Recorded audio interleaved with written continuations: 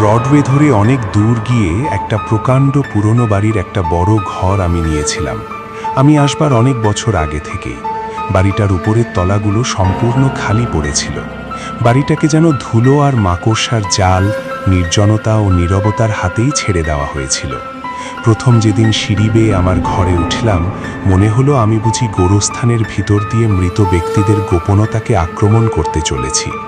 জীবনেই প্রথম একটা কুসংস্রণত ভয় আমাকে পেয়ে বসল।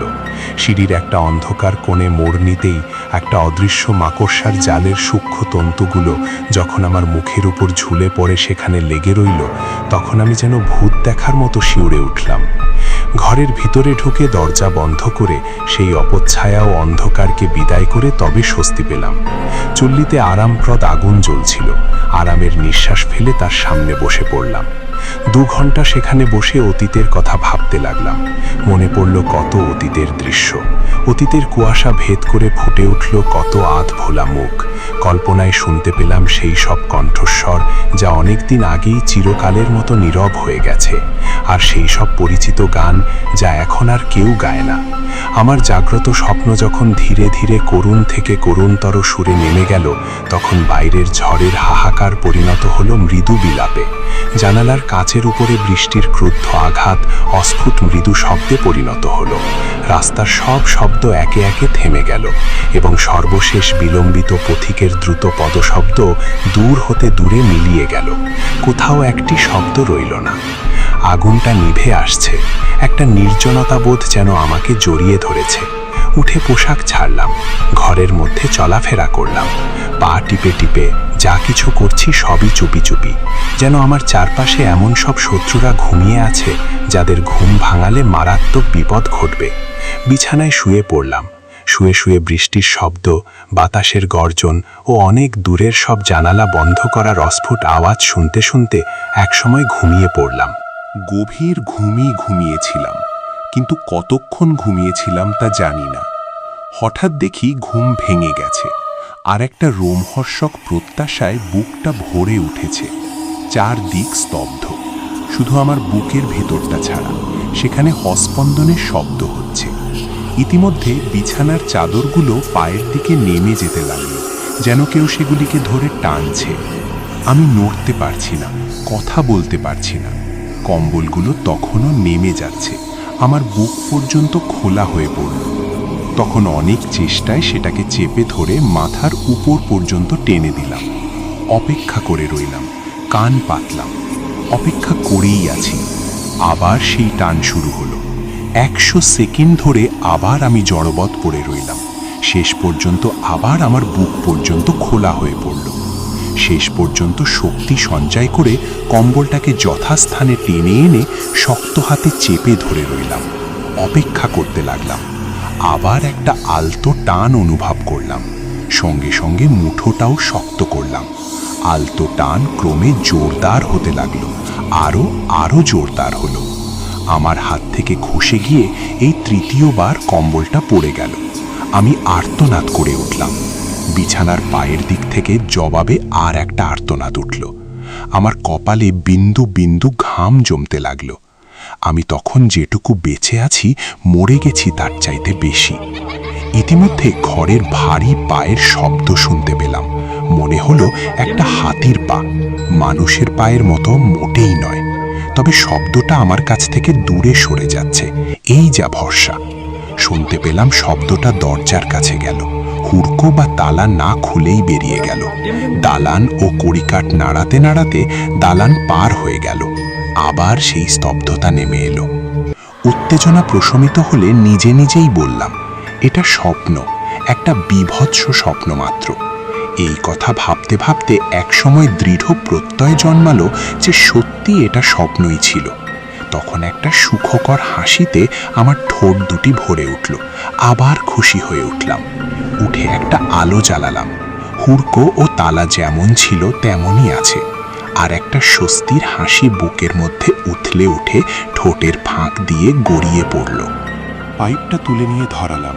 তারপর আগুনের সামনে বসবার উপক্রম করতেই আমার কাঁপা আঙুলের ফাঁক দিয়ে পাইপটা নিচে পড়ে গেল। গাল থেকে উবে গেল সব রক্ত। আঁতকে উঠতেই আমার শান্ত শ্বাস প্রশ্বাসও থেমে গেল। কুণ্ডের পাশে ছাইয়ের ওপর আমার পায়ের ছাপের পাশাপাশি আর একটা পায়ের ছাপ। ছাপটা এত বড় যে তার তুলনায় আমার পায়ের ছাপটা যেন কোনো শিশুর। তাহলে সত্যি অতিথি এসছিল। আর হাতির পায়ের শব্দের ব্যাপারটাও বোঝা গেল। আলো নিভিয়ে দিয়ে ভয়ে অবশ দেহ নিয়ে বিছানায় ফিরে গেলাম। বহুক্ষণ ধরে অন্ধকারের দিকে তাকিয়ে কান পেতে রইলাম। মেঝের ওপর দিয়ে কোনো ভারী দেহকে নেবার মতো একটা ঘস আওয়াজ মাথার উপর শুনতে পেলাম। তারপর দেহটাকে ছুঁড়ে ফেলে দেওয়া হলো, আর তার ধাক্কায় আমার জানালাগুলো কেঁপে উঠল। বাড়িটার দূরবর্তী অংশগুলোতে সশব্দে দরজা বন্ধ করা শব্দ শুনতে পেলাম। কিছুক্ষণ পরে পরে শুনতে পেলাম চুপি চুপি পায়ে কেউ যেন দালান দিয়ে ভিতরে ঢুকছে আর বেরিয়ে যাচ্ছে, সিঁড়ি বেয়ে উঠছে আর নামছে। কখনো বা সেই শব্দ আমার দরজার কাছে এসে একটু ইতস্তত করে, আবার চলে যাচ্ছে। দূরবর্তী দালান পথে শিকলের অস্পষ্ট ঝনঝন শব্দ শুনতে পেলাম। কান পাতলাম। ঝনঝন শব্দ কখনো এগিয়ে আসছে, কখনো শ্রান্ত পায়ে সিঁড়ি বেয়ে উঠছে। অপদেবতার প্রতিটি পদক্ষেপের তালে তালে বাড়তি শিকলের ঝনঝন শব্দ হচ্ছে। কিছু অস্পষ্ট কথাও কানে এলো। অর্থ উচ্চারিত কিছু আর্তনাদকে যেন জোর করে স্তব্ধ করে দেওয়া হলো। অদৃশ্য পোশাকের খসখস শব্দ, অদৃশ্য পাখার শুং শব্দ। তখন মনে হলো কেউ আমার ঘরটাকে আক্রমণ করেছে। এখানে আমি একা নই। আমার বিছানাকে ঘিরে দীর্ঘ শ্বাস ও শ্বাস প্রশ্বাসের শব্দ, রহস্যময় ফিস ফিস কথা। ঠিক মাথার উপরে দেখতে পাচ্ছি সিলিংয়ের গায়ে নরম প্রস্ফুরক আলোর 3টি ছোট বৃত্ত মুহূর্তকাল সেখানে জ্বলতে জ্বলতে ঝুলে রইল। তারপর নিচে পড়ে গেল। দুটো আমার মুখের উপর আর একটা বালিশের উপর। তরল পদার্থের মতো চটচট করতে লাগলো, গরম লাগলো। আমার মন বলল সেগুলো রক্তের টেলো। আলো জ্বালিয়ে সেগুলো দেখার দরকারও বোধ করলাম না। তারপরই দেখলাম কতকগুলি অনুজ্জ্বল পাণ্ডুর মুখ, ঊর্ধ্বে তোলা সাদা হাত বিদেহী অবস্থায় বাতাসে ভাসছে। তারপরই অদৃশ্য হয়ে গেল। সব ফিসফিসানি, সব কণ্ঠস্বর, সব শব্দ থেমে গেল। নেমে এলো নিস্তব্ধতা। কান পেতে অপেক্ষা করতে লাগলাম। মনে হলো আলো দেখতে না পেলে আমি মরে যাব। ভয় আমাকে দুর্বল করে তুলেছে। ধীরে ধীরে উঠে বসলাম। মুখের ওপর একটা চটচটে হাতের ছোঁয়া লাগলো। আমার সব শক্তি নিমেষে উধাও হয়ে গেল। আহত পঙ্গুর মতো বিছানায় পড়ে গেলাম। তখন পোশাকের খখস শব্দ শুনতে পেলাম। মনে হলো সেটা দরজার ভিতর দিয়ে বাইরে চলে গেল। আবার সবকিছু শান্ত হলে রুগ্ন দুর্বল দেহ নিয়ে গুঁড়ি মেরে বিছানা থেকে নামলাম। গ্যাসটা জ্বালাতে হাত কাঁপতে লাগলো 100 বছরের বুড়োর মতো। আলো দেখে মনে কিছুটা বল ফিরে এলো। আসনে বসে ছাইয়ের উপরকার বড় বড় পায়ের কথাই যেন স্বপ্নের ঘোরে ভাবতে লাগলাম। দেখতে দেখতে সবকিছু কেমন ঝাপসা হয়ে এলো। চোখ তুলে তাকালাম। গ্যাসের আলো ধীরে ধীরে ম্লান হয়ে আসছে। ঠিক সেই মুহূর্তে আবার সেই হাতির পায়ের শব্দ শুনতে পেলাম। সেটা আসছে কাছে, আরো কাছে, ছাতা পরা হল ঘর পেরিয়ে। সেটা যত কাছে আসছে ঘরের আলো ততই ম্লান হতে ক্লান্তর হচ্ছে। পায়ের শব্দ আমার দরজার কাছে এসে থামল। আলো কমতে কমতে একটা ঈষৎ নীল রঙে রূপান্তরিত হলো। আমার চারপাশে সবকিছু যেন একটা ভৌতিক গোধূলির আলোয় আচ্ছন্ন। দরজা খোলেনি, অথচ বাতাসের একটা মৃদু ঝলক এসে আমার গালে লাগলো। আমার সামনে এসে দাঁড়ালো একটা প্রকাণ্ড ধোঁয়াটে দেহ। বিস্ময় বিস্ফারিত চোখে তাকে দেখতে লাগলাম। একটা পাণ্ডুর আভা জিনিসটার ওপর ছড়িয়ে পড়ল। ধীরে ধীরে সেই ধোঁয়া আকার গ্রহণ করল। একটা হাত দেখা দিল, তারপর দুটি পা, তারপর শরীর, এবং সকলের শেষে বাপের ভিতর থেকে বেরিয়ে এলো এখানে বিষণ্ণ মুখ। জালের বাসা থেকে মুক্ত হয়ে মহামান্য কার্ডিফ দানবতার বিষিবহুল সুন্দর উলঙ্গ দেহ নিয়ে আমার মাথার ওপরে দেখা দিল। আমার সব দুঃখ অন্তর্হিত হলো, কারণ একটি শিশুও জানে যে এই সদয় মুখ কারো কোনো ক্ষতি করতে পারে না।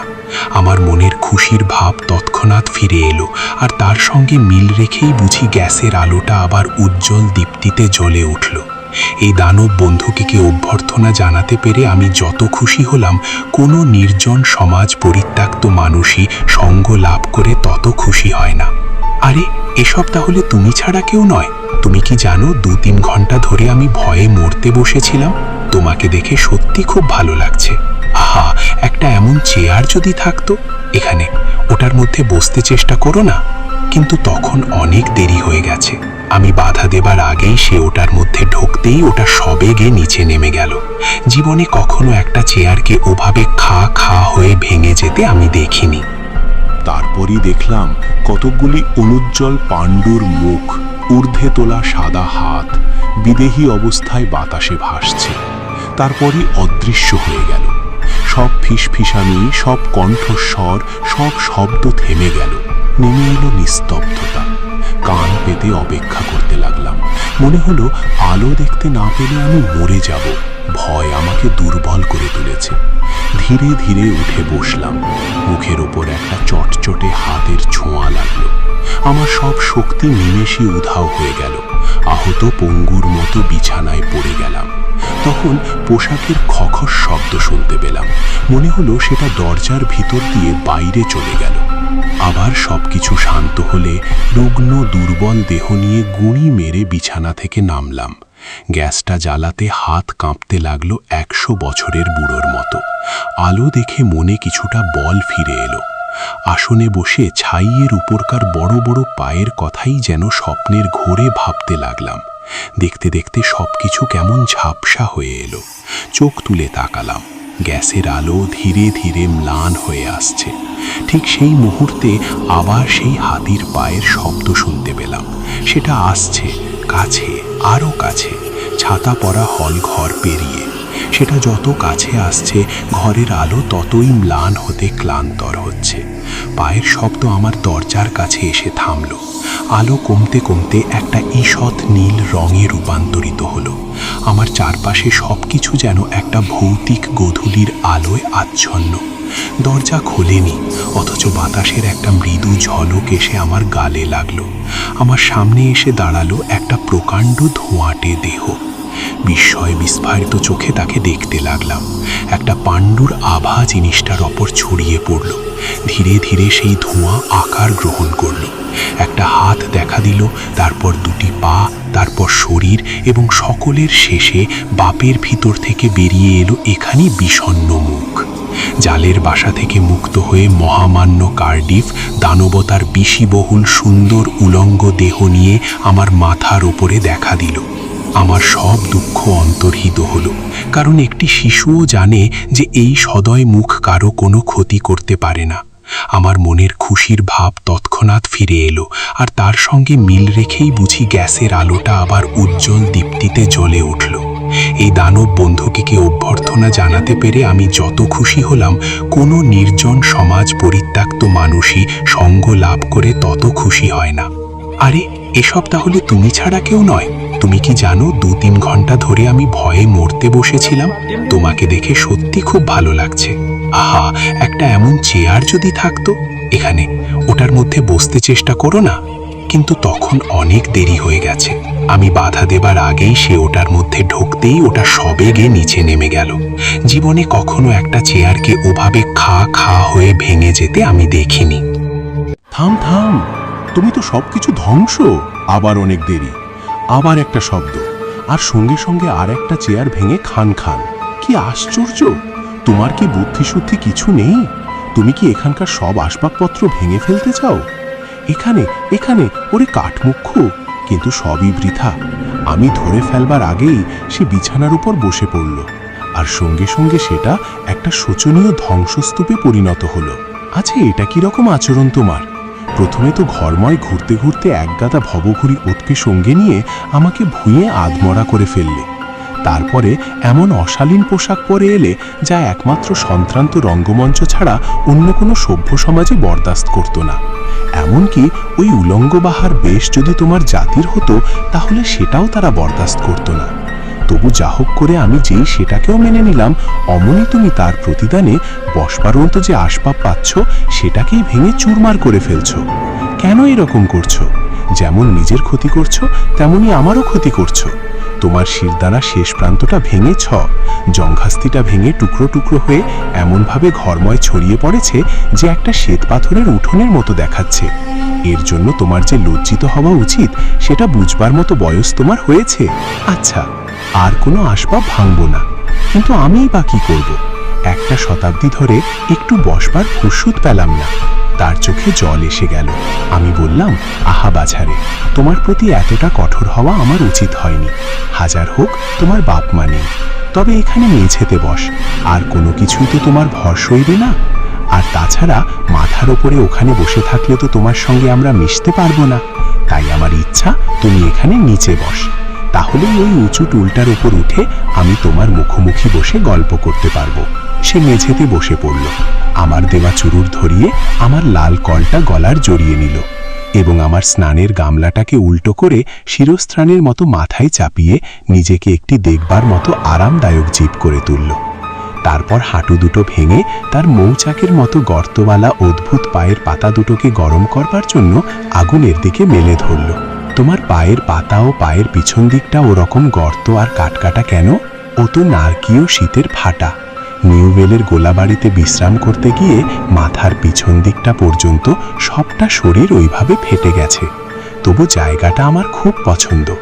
লোকে যেমন নিজের পুরনো বাড়ি ভালোবাসে, আমিও তেমনই ওই জায়গাটাকে ভালোবাসি। সেখানে থেকে যে শান্তি পাই, তেমন শান্তি আর কোথাও নেই। এইভাবে আধ ঘন্টা গল্প করবার পরে আমার মনে হলো তাকে খুব ক্লান্ত দেখাচ্ছে। সেও সেই কথাই বলল, ক্লান্ত? তা হবে। এবার তোমাকে সব কথা বলবো, কারণ তুমি আমার সঙ্গে বড় ভালো ব্যবহার করেছে। রাস্তার ওপাশে জাদুঘরে যে প্রস্তরীভূত মানুষটি আছে, আমি তারই আত্মা। আমি কার্ডিফ তনবের ভূত। ওই দেহটিকে যতদিন করব না দিচ্ছে, ততদিন আমার বিশ্রাম নেই। মানুষ যাতে আমার এই মনোবাসনা পূরণ করে, সেজন্য আমার কি করা স্বাভাবিক বল?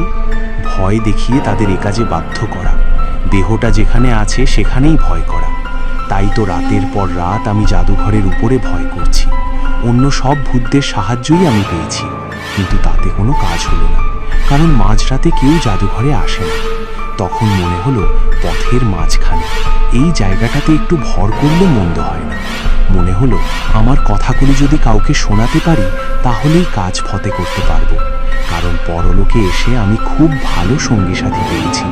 রাতের পর রাত আমরা এই ছাতা পড়া হলঘরের মধ্যে কাঁপতে কাঁপতে ঘুরে বেরিয়েছি।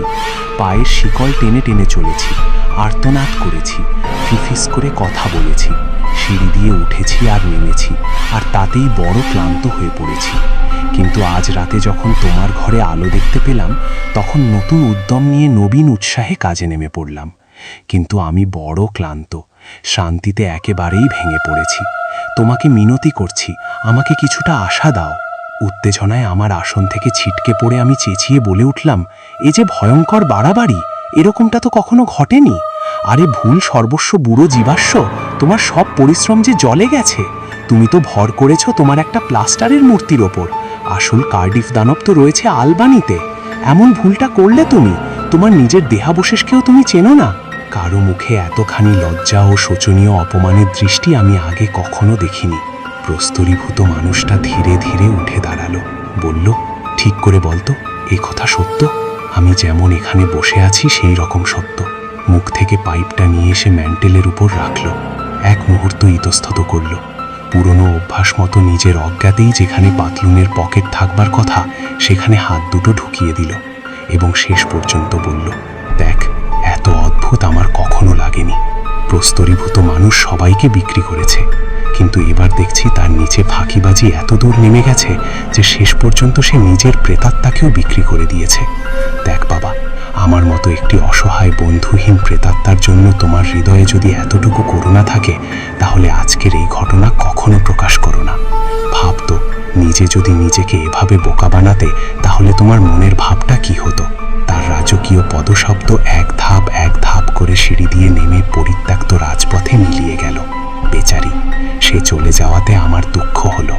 আরও দুঃখ হলো এই জন্য যে সে আমার লাল কম্বল ও স্নানের গামলাটাও সঙ্গে নিয়ে গেছে। এটা ঘটনা।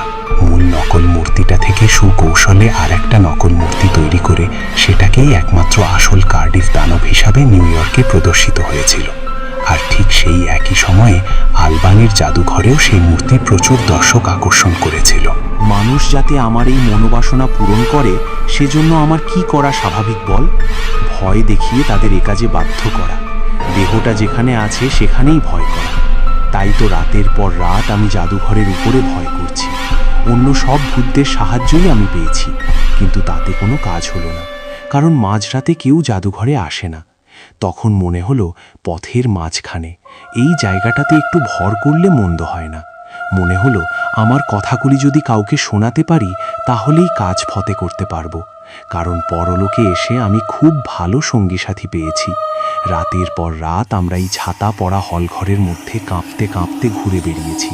পায়ের শিকল টেনে টেনে চলেছি, আর্তনাদ করেছি, ফিফিস করে কথা বলেছি, সিঁড়ি দিয়ে উঠেছি আর নেমেছি, আর তাতেই বড় ক্লান্ত হয়ে পড়েছি। কিন্তু আজ রাতে যখন তোমার ঘরে আলো দেখতে পেলাম, তখন নতুন উদ্যম নিয়ে নবীন উৎসাহে কাজে নেমে পড়লাম। কিন্তু আমি বড় ক্লান্ত, শান্তিতে একেবারেই ভেঙে পড়েছি। তোমাকে মিনতি করছি, আমাকে কিছুটা আশা দাও। উত্তেজনায় আমার আসন থেকে ছিটকে পড়ে আমি চেঁচিয়ে বলে উঠলাম, এ যে ভয়ঙ্কর বাড়াবাড়ি, এরকমটা তো কখনো ঘটেনি। আরে ভুল সর্বস্ব বুড়ো জীবাশ্ম, তোমার সব পরিশ্রম যে জলে গেছে। তুমি তো ভর করেছ তোমার একটা প্লাস্টারের মূর্তির ওপর, আসল কার্ডিফ দানব তো রয়েছে আলবানিতে। এমন ভুলটা করলে তুমি, তোমার নিজের দেহাবশেষকেও তুমি চেনো না। কারো মুখে এতখানি লজ্জা ও শোচনীয় অপমানের দৃষ্টি আমি আগে কখনো দেখিনি। প্রস্তরীভূত মানুষটা ধীরে ধীরে উঠে দাঁড়ালো, বলল, ঠিক করে বলতো, এ কথা সত্য? আমি যেমন এখানে বসে আছি সেই রকম সত্য। মুখ থেকে পাইপটা নিয়ে এসে ম্যান্টেলের উপর রাখলো। এক মুহূর্ত ইতস্তত করল, পুরনো অভ্যাস মতো নিজের অজ্ঞাতেই যেখানে পাতলুনের পকেট থাকবার কথা সেখানে হাত দুটো ঢুকিয়ে দিল এবং শেষ পর্যন্ত বলল, দেখ, এত অদ্ভুত আমার কখনো লাগেনি।